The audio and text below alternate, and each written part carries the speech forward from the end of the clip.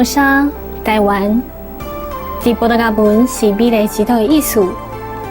为伫环太平洋火线，也就是地东区的西边，因为地层落地运动不断进行，兴城岛上雄伟高山、山峦、冰原、盆地、海岸线，甲一寡奇特的景观。差不多有18400多种野生生物住伫岛内，其中连成以上是罕见或者是特别绝种的生物。福尔摩沙虽然是一个小岛，上天却赐予一连串惊奇壮丽自然景观，北起古城镇甲原住民部落，绵绵的山脉、美丽水墙，甲精致雕刻的寺庙。感动于因的诚心，甲对内在天国知识以及开外的心地渴望。青海部上师主阮福尔摩沙求道者的众多邀请，分享伊的智慧甲真知远见。2007年年初，青海部上师参加新年庆祝活动，甲来自全世界差不多2万名的世界会会员以及贵宾，伫福尔摩沙欢庆猪年的旧历新年。现在邀请您聆听青海无上师互人开悟的精彩开始。上帝的殿堂，2007年2月26日，讲伫福尔摩沙西湖。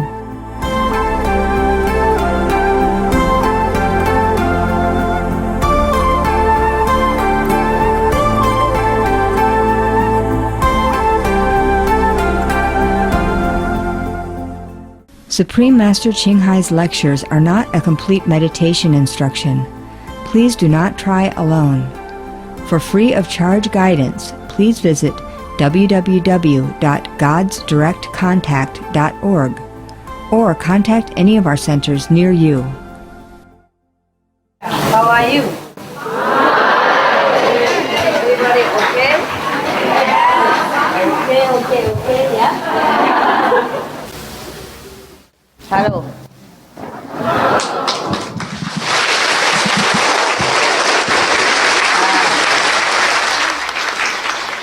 You don't want to go home, or you don't want to have home, or you are homeless, or here is your home, or what?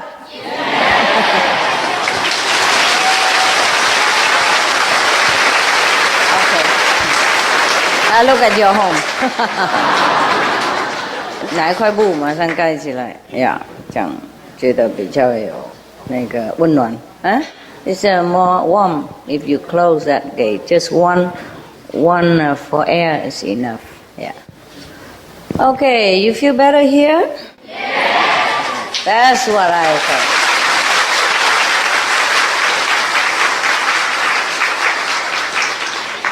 Let's do some little technical things to take care.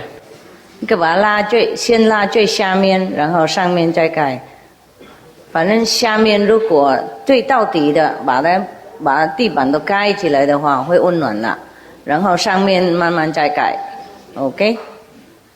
最重要就下面，Important is the lower up to the floor. Have to really cover all the floor and over cover, so it's be warmer. Okay. Yeah. Well. Originally, we can't use this because I have not finished doing it, but it's okay. It's okay. It's warm, huh? Yeah. I know you don't like house. You like cave. Yeah. So you can go home and boast to people, say, I meditate in a cave. Yeah.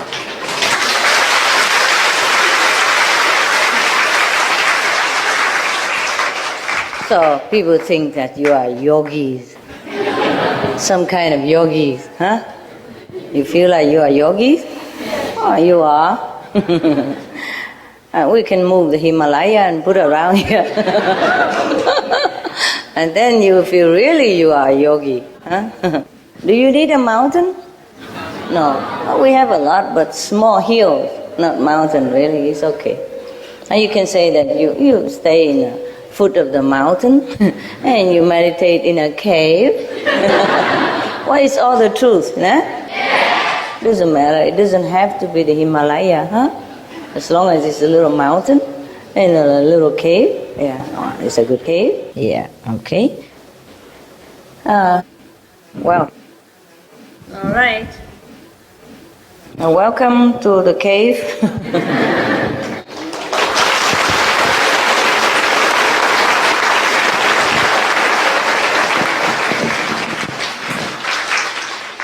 Now, some Taiwanese people just came, huh? 台湾人刚来，举手给我看看。Yeah, this is good. You feel warmer now after the gate is, yeah? Good. Okay. Yeah, everyone okay otherwise? Okay, actually, we're lucky to still have this, huh? And, so we still can use it. It doesn't look as pretty, but we use it. Okay, huh? Yeah. The thing is too much echo and many things still need painting, huh? Need repairing a little bit.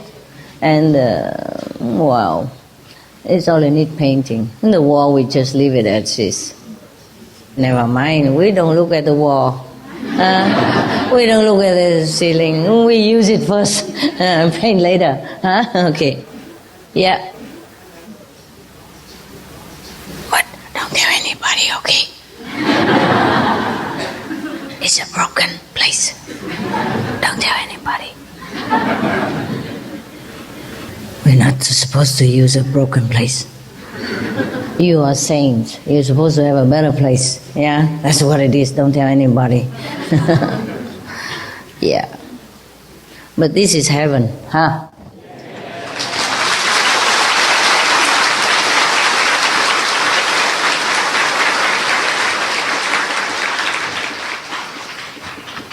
Okay.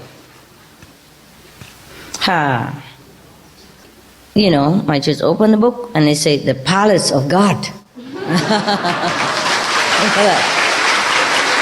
Look at that. This body is the Lord's temple.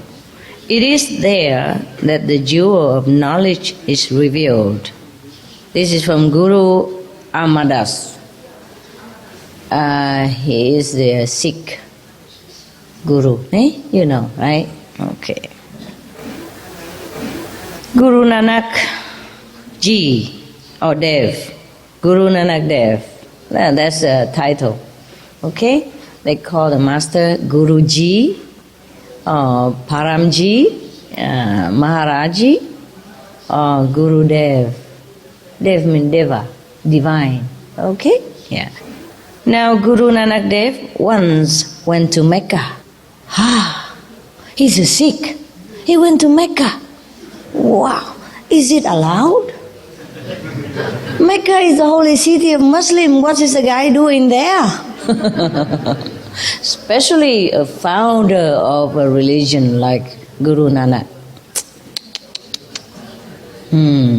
Something is very, very not wrong. Now, I didn't plan this story. Actually, I planned to read it, but I didn't have time last night. Many other things occupy me too much, and I have to read a lot of report and other things. And many other things occupy me, like how you behave all day also came back and haunts me at night. And many other things I have to take care, and then I forgot, okay? Mostly at night, sometimes if I retreat or something, I read books, yeah?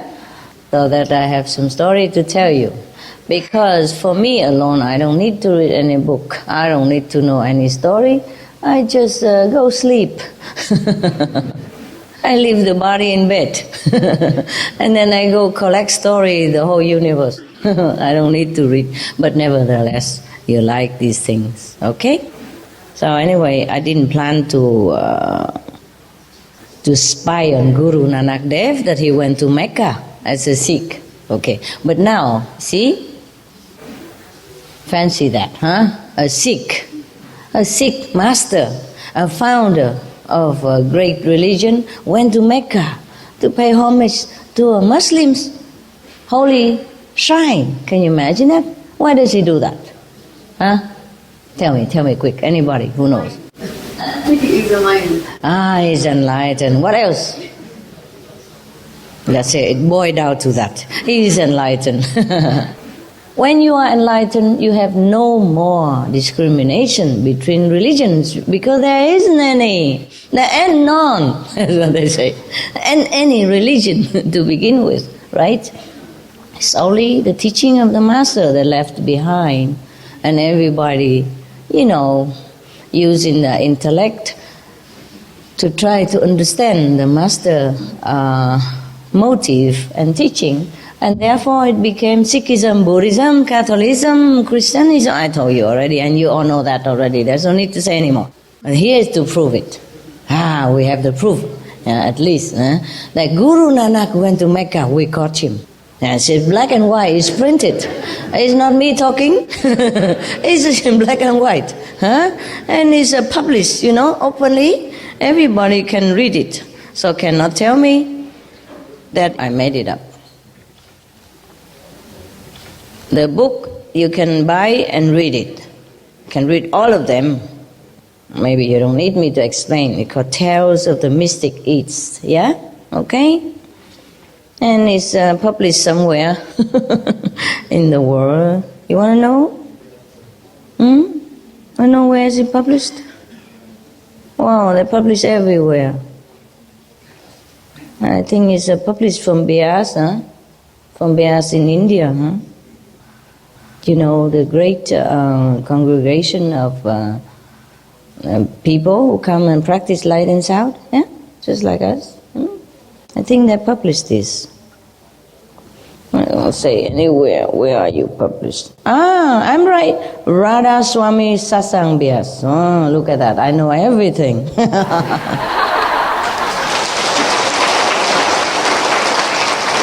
Yep. Printed by Baba Bakanath Printers in New Delhi. Okay, now you know where to find it. Yeah, so you can find it easily. Internet nowadays. You can't even read the whole book from internet. You have no need to even buy. Yeah, sometimes they let it open, just like some of our books and things are open, for the public. Okay, now. Okay. So, for this we know Guru Nanak definitely is enlightened, Because the first thing an enlightened person get rid of is discrimination, racism, thinking who is better than whom, Therefore, this is a proof that Guru Nanak is enlightened. And anyone who has no discrimination like that, between religion, between race, between creeds, between nations, between colors of the skin, between professions, between educations. These are the enlightened people who has no discrimination between any of these. Education, not necessarily, now that we know, that education not necessarily mean you have a PhD or a doctor degree. Education is somebody who is spiritually enlightened, elevated, and no direct knowledge from God. Now, Guru Nanak is one of those. So he went to Mecca.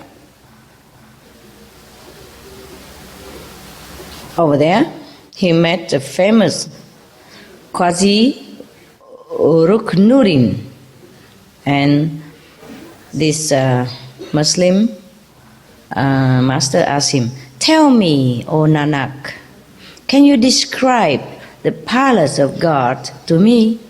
How many towers does it have? How many doors and how many turrets?" Now listen well to the reply.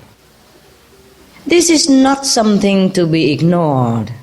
It is worth noting well. Guru Nanak replied to Ruknuddin, "You should know Dear Ruknuddin, he replied with a smile, that the palace and temple of God is a human body. It has 12 towers. The hand, the forearm, the upper arm made 3 on each arm, whilst the feet, leg and thighs made another 3 on each leg. Wow, he's very detailed. I didn't know we have 12 towers. The palace has 9 doors, and these, Ruknuddin, are the 2 eyes, 2 ears, 2 nostrils, the mouth, the 2 lower apertures. It has 52 turrets, 32 teeth in the mouth, and 20 nails on the hands and feet. Wow, he was a mathematician. Thanks to him that we know we have so many towers and turrets and columns and whatever next.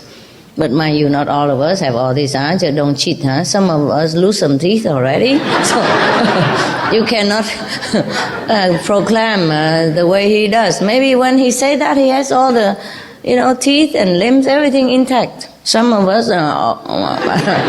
maybe don't have many, but we can repair it, yeah. Actually, we could even have a little more of that, huh? Nowadays, you can even have extra hands and feet, right? If you want to.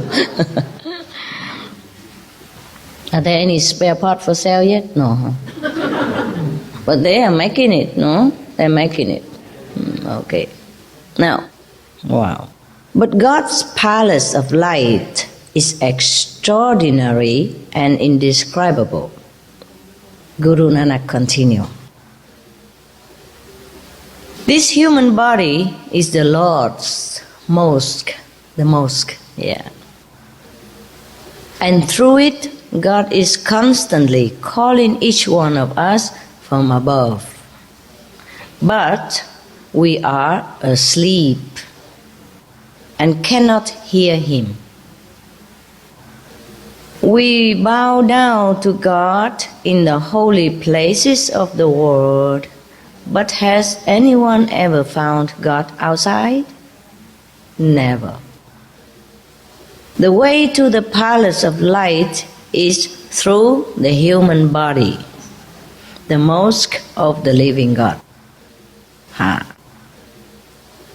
So now we know that maybe he went to Mecca because this Muslim teacher has invited him to go there, perhaps. Otherwise, why does the Muslim ask a Sikh about God? Yeah? In those days, maybe Guru Nanak's fame have been spreading far and wide for his divine knowledge and holy manner, maybe, yeah. So even the Muslim follow him. Yeah? Some of the Muslim want to know. So he must have been introduced by some of the Muslim to this teacher Muslim. Now we all know that being a Muslim teacher by no means, like he's maybe a scholar, Muslim scholar, well versed in the Quran. But that probably doesn't qualify him to be an enlightened master as thus, yeah? So, of course, some of the Muslim, ordinary Muslim, might have heard of Guru Nanak, or might even have been initiated by him, and might have been even enlightened by him and by the Kuan Yin method. Well, we know that Guru Nanak practiced Kuan Yin method. Well, I can prove it, but it's a long way. Because in the Granth Sahib, which is the holy scripture of the Sikh, always mention about light and sound, yeah, and all that. But we don't go into that now. Maybe another time we will expound on the Granth Sahib, yeah? But we're not going to that now. It's take a long time, man. Okay? Yeah. But perhaps you can also buy a Granth Sahib and learn it yourself and tell me where the sound, where's the mother line. The Granth Sahib is the holiest scripture, the one, just like the Quran in the Muslim, and the Sikh people worship it. Because the master is all gone now, or some master is still there, but the ordinary Sikh, the one who doesn't follow any enlightened guru, they worship the Granth Sahib and try to live accordingly. That's also fine. Everybody walk according to their strength, run according to their fitness. So we don't hurry anyone. I'm just telling you for your information. Now we continue with this. So even though Guru Nanak told this Muslim teacher that the human body is a palace of God, nevertheless, he also said that there's a palace of light. Okay. So he said that the way to the palace of light is through the human body, the mosque of the living God, or the temple, or the church of the living God. Okay? So we all know that already. We cannot find God without. We look within the so-called human body and mind, and then we find God. No? From the height of this lofty mansion, the Lord is always calling. None can hear it. They are sleeping. Though the Lord goes on waking all, how unfortunate all are to be sleeping, since none hear the call. Those awake, it is they who hear it and attain union with their Lord. Are you awake? Yes. Hopefully. Master, I'm awake. It's all right. You are trying your best. Many of you try not to sleep at night and meditate through. I really admire your courage and your effort. No matter if you fail while you're sitting or not, you are trying your best. And that's what counts, in the kingdom of God. But don't listen to that and then,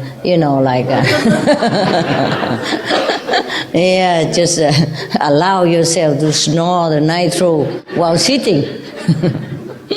And I know some of you even buy those very comfy chairs. And you just lean back and then put your leg straight in the front and even lean on the two arms and then just...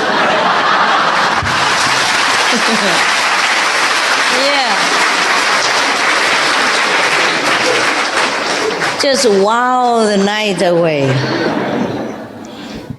Okay, be honest to yourself though. I'm not going around and calling anybody's name.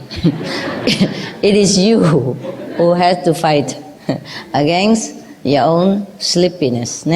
Maybe until one day you get used to it. Then maybe you won't sleep anymore. There's one thing to keep awake also, the coldness. The coldness. But when it's too cold, you also become restless. You can't meditate very well. So the temperature must be just right.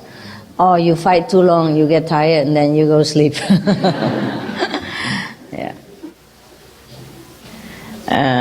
Okay. The story was very clear, The palace of God.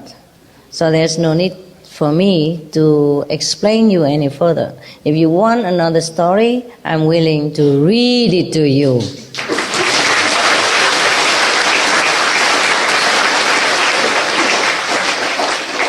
You want to buy it, or I you want me to read it to you? I will try, okay?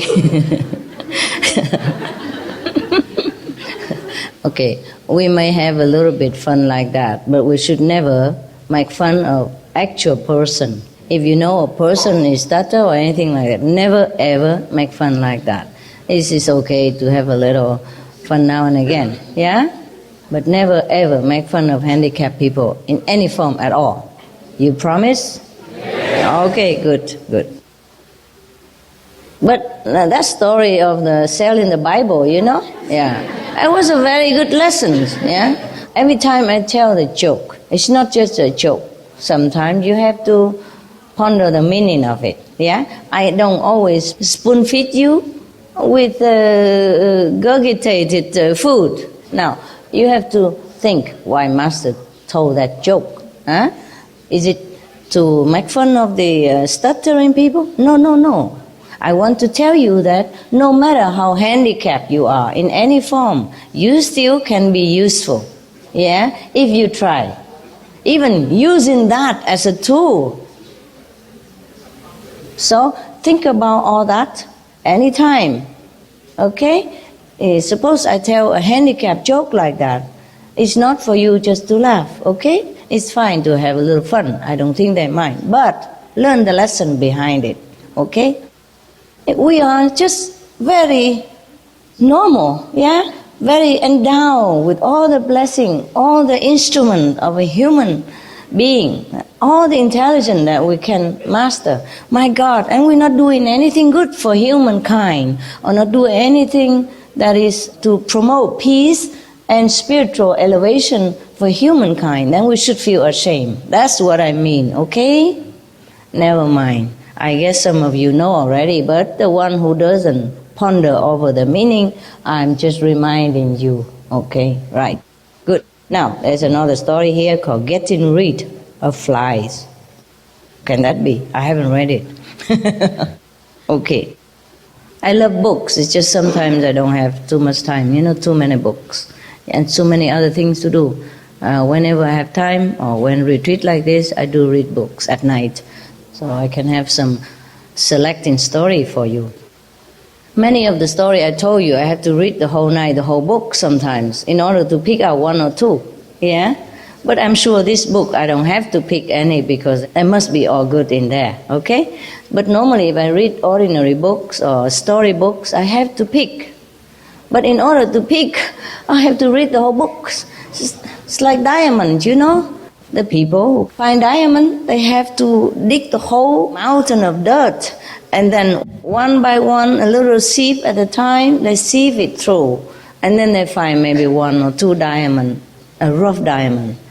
Similarly, like story books, they're not always suitable for practitioners. They're full of sometimes war and fighting or meat and flesh and drink. I don't want to burden you with all that thing. So I have to really pick good stories, yeah? That is serving your spiritual purpose, yeah? But this kind of book, maybe I don't even need to pick. But nevertheless, I intended to read it first, but I didn't have a chance last night. Okay, now, getting rid of flies. Here is a saying from Ansari of Herat, one of the spiritual masters. Oh beloved, I can think of no other, and in my love care for none else. My heart is now thy dwelling place. It has no place for any other. Who can that be that he loves so much? God, yeah. He's divine, God-like master, perhaps, yeah? Or God himself. Or God manifested in the form of a master, yeah? Wow. Such a devotion. No wonder he became a master and famous. Even his saying is printed in this precious book. So he must have been very enlightened, and very devoted then, Okay. If we are half as devoted as that, we probably became masters so soon. Oh, go to the 5th level with flying color. Okay, never mind. Take your time. You cannot force a child who is just a toddler to run, Okay, so I let you all go in your own time. As long as you're going. When Raja Gopi Chand and Raja Bhattari became sadhus, people followed them everywhere,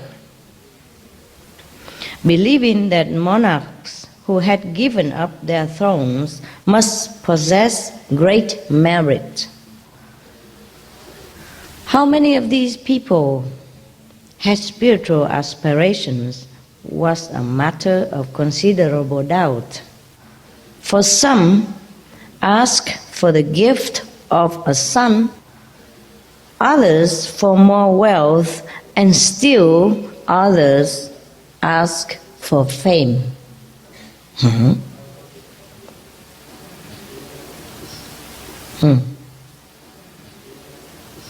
Funny, huh? I become a sadhu, still want a son and want fame. Is that correct? Son, fame, wealth? Why bother become sadhus? Okay. Well, some people, it's possible like that. I don't mean maybe not these people, but maybe he means other people. Other people. I know it is said that some people, in a Buddhist tradition, in some other country, maybe not in Taiwan, some other country, they became a monk and nun just for a short period of time to gain more merit or something like that. So it is possible, it's possible that it might happen, to gain merit for some worldly smoothness, I become more rich or more prosper or more son, more daughter. So for that reason, they shave their head for a while, just to gain that, what they want. I don't think this is a majority of people who do that in the monk order of other countries. But minority probably do have this kind of a motive to become a monk and nun. Okay, why not? Whatever. But if just to shave your head and wear saffron robe and go out and begging, that will earn your merit, I have doubt. I have doubt that this kind of doing would ever gain you anything, even if you want a worldly gain. I'm not sure if God would be bribed thus so quickly and cheap. Maybe lower God. But I'm not sure why shaving your head, donning saffron robe, yellow robe, and go out begging, or stay in the temple and recite in the sutra, or not recite in the sutra, getting offering from the public while not working. I'm not sure how that would bring merit to the person who undergoes such action. Do you remember I told you the story about the 5 white cranes who flew around a monk? Yes, because they were the disciples of that monk in a former lives, and they didn't have enough merit for taking such a great festive offering the way the master does. But they insist to, because they feel that if the master have food and offering, why not them? The master is not fair, should take them with him to enjoy all this merry-go-round stuff. So the master had no choice but to take them with him. And then because they didn't have enough merit, next life they cannot even become a human again to continue practice as a monk. They have to become a crane to fly everywhere with him. All right, to be a crane also not too bad, really, I'm telling you. Just cannot do Kuan Yin very well. We need some limbs, to practice Kuan Yin method. That's why everybody like to be a human. And that's why the Buddha say to be born as a human is a very precious opportunity. As precious as if there is a blind turtle who lives very deep in the bottom of the sea, and then every 1,000 years coming up to the surface of the water one time.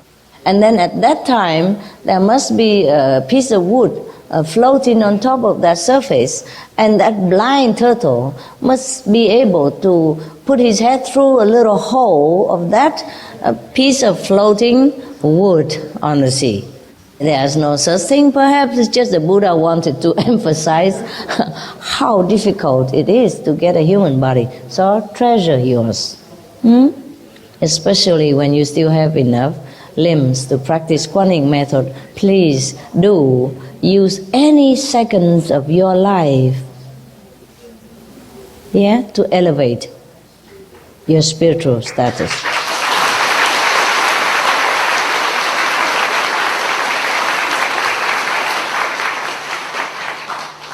Don't wait, okay?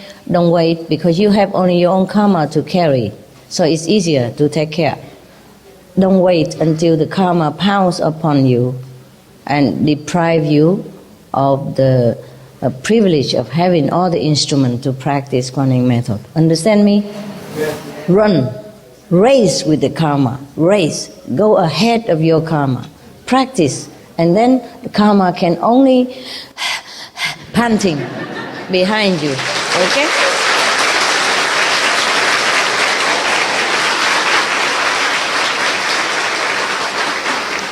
Now, thank you for that.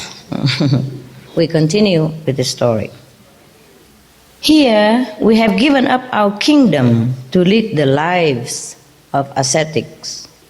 Both of the kings thought to themselves, and yet people do not leave us alone. The best thing to do would be to leave the town and live well away from it, the kings said to themselves. Accordingly, they went to live in a potter's hut that was in the farthest outskirts of a town, and there they began to meditate in earnest. For quite a long time, they were left alone and in peace, but it is difficult to hide for long the fragrance of the jasmine. We all know that very well. And soon the reputation of the two holy men began to spread anew, and everyone in the town and its vicinity knew that two saintly men were living in the potter's hut. Wow.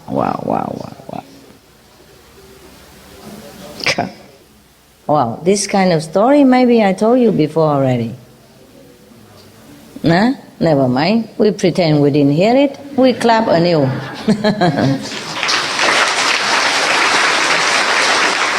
Okay. So because of that, the Raja of that area, Raja means the king of that small country at the time. In the old time, India was divided into many kingdoms. And Raja reside in one of those kingdoms. Every kingdom, small kingdom, have a Raja. Raja means king, yeah? Therefore, when people address a master, they call him Maharaja, or Maharaji, mean above king, super king, like that. That make all the king jealous sometimes, huh? Okay, so the Raja also curious, and said, come, take all the court officers and army, let's go visit the two holy men. You know, the Raja or any leaders of the country, when they wanted to visit any holy man, it's not necessarily for spiritual guidance or spiritual elevation. They want to have merit, because everybody know, especially in India, from all the scripture, it is said that to be in presence of a holy saint is worth more than going to temples or pilgrimage anywhere in the world for many lifetimes. So everybody knows that. So even the king knows that, so he wants to go there and get some merit, perhaps. Let's see what's his intention.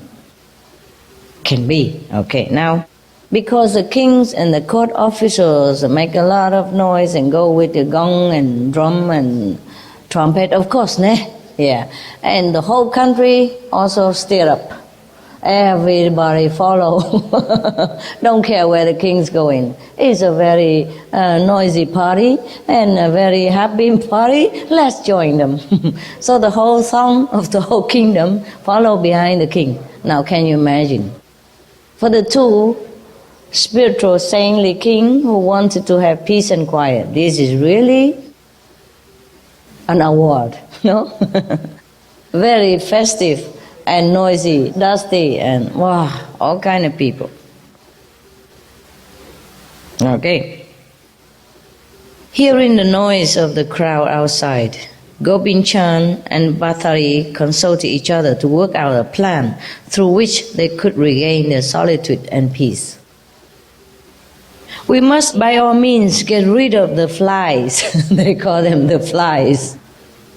Well, it is like sugar. If you leave it open, the smells can dissipate to very many miles away, and they attract all the flies from the vicinity. You know that, yeah? So the saintly people are likened unto the sweetness of the candies or sugar. So sooner or later, the flies will smell it and come all over.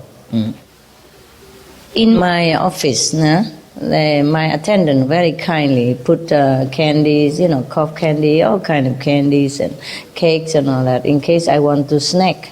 I don't normally do it.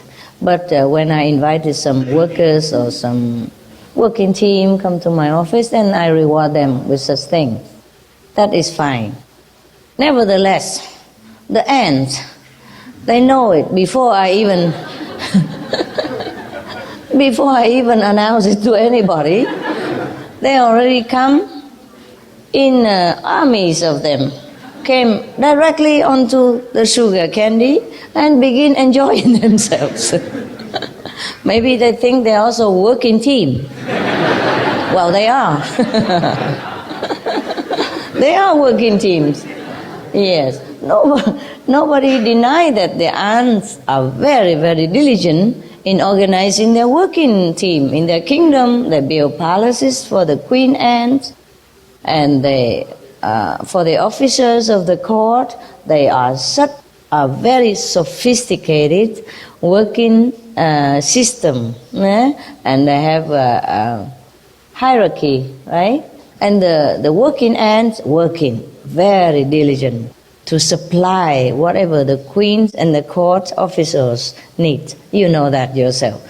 And I tell you what, whenever I observe an ant hill, wow, I cannot help but feel very awed, very impressed, because the way they build the ant hill is like a palace with nothing. Well, look at what the ants have. Just an antenna and a mouth and some very feeble legs to crawl on, and they build such an anthill like that. Compared to us, it's like we using our bare hand to build the state building in America, in New York. You know what I mean? By hand.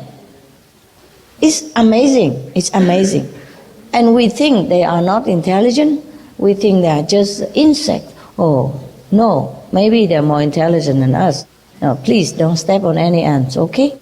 If you see them somewhere, remove them, put them on a tree somewhere so they don't get trampled upon. On tree, okay? Or far away in a big bush so people don't even go in there. Now, you know that you won't do it, but just in case some of you knew and think ants are nobody, they do have a body, okay?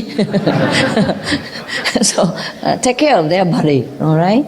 Imagine it's you. Anytime you see any small insect, imagine it's you. Last night I had to fight hard with a butterfly, a moth, to bring him out to freedom. I keep telling him, I don't harm you, I'm going to bring him. But he flap away all the time. It took me some time to calm him down and put him in a cup and then cover with a piece of paper, and then bring him out into the flower areas. I put him on top of the flower because he was so tired, flapping too much. So in case he needs some nectar, he can recover, eat something first and then fly away. Yeah, because, if you put him on the flower, maybe he can recover quicker.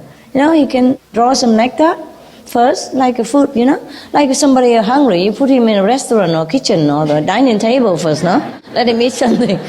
Then he can go away, no? Yeah. Okay? If you can, yeah. Sometimes I take an ant out, but he's tired already for being in the house too long, so I have to give him a little bit of sugar water next to it. And he drink, and then he feel, voila, I'm super. And then he crawl away, yeah. But he doesn't. He bring back his friends.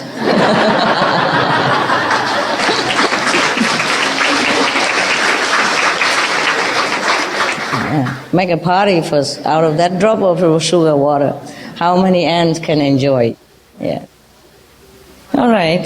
Where are we? The flies. Yeah. The flies. Okay. Now we go back to the story. Okay. They wanted to get rid of the so-called flies. I hope the Raja are not offended. Since they're already dead, maybe they forgive us. Okay. Meanwhile, the Raja and his party had seated themselves near the potter's hut and were waiting for the holy men to come out and speak to them of spiritual matters, if they even understand any of that. When Gopi Chand and Bhattari were ready, they came out of their hut looking at each other with pretended hostile glances. Yeah. There you know already the story, yeah? So they begin to talk. Today I will go and do the begging. Yeah, say Gopi Chand. So demanded Bhattari. So, that is your plan, is it? Let me remind you that you were begging yesterday and ate all of the sweets that were given to you. What did I get? Absolutely nothing. They tell lies. You shouldn't do that. Actually, white lies, yeah? We also don't tell white lies. Maybe they had to. That this is an absolutely emergency case. Within a minute, they began fighting with each other. What kind of holy men are these who fight for food? The Raja exclaimed. He was utterly disgusted. Come, let us all depart at once. So away went the Raja and all his courtiers, soldiers and subjects. Gopi Chand and Bhattari breathed sign of relief.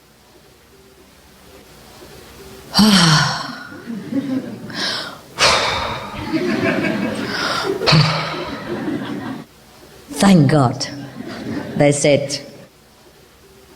Now we have got rid of all the flies.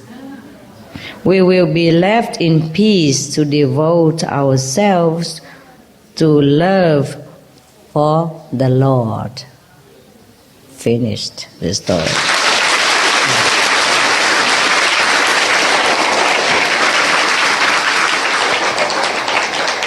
Yeah, never mind. We have heard that story before.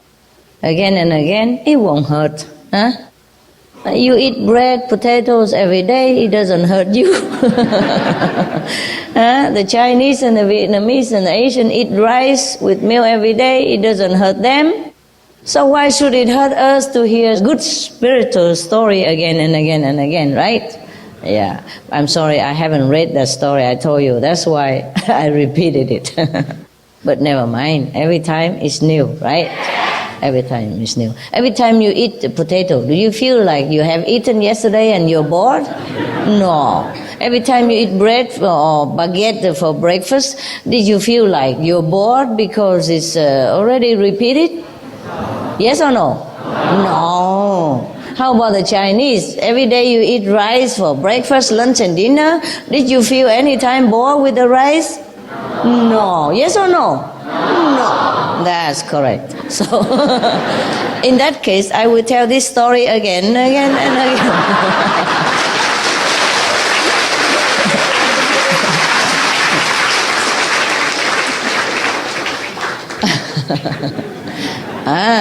You already told me, huh? Don't go back on your words, huh? You are spiritual saints, okay? Now I know. There's no need for me to read any more books. Every night sacrifice my time to scan our good stories for you. Oh, whereas you will just be satisfied with any one the story I keep telling again and again. That would be very wonderful. Then we all have time to meditate. Because I don't have to read books again to screen out good stories for you. I save more time to meditate and rest. And since you heard the story already, you can just nod or sleep or whatever. Then we both have a lot of time. Well, that's a good idea. Maybe we do that. But right now, I think you're hungry. I let you go eat and don't tell lies. Don't tell lie. Never mind. Maybe I see you in the evening, okay?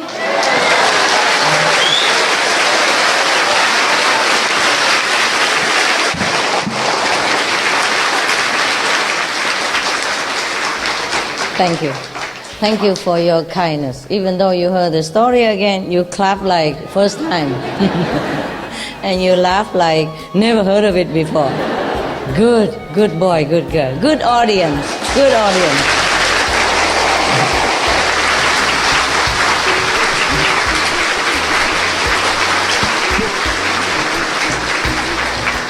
That is what people call positive encouragement, right?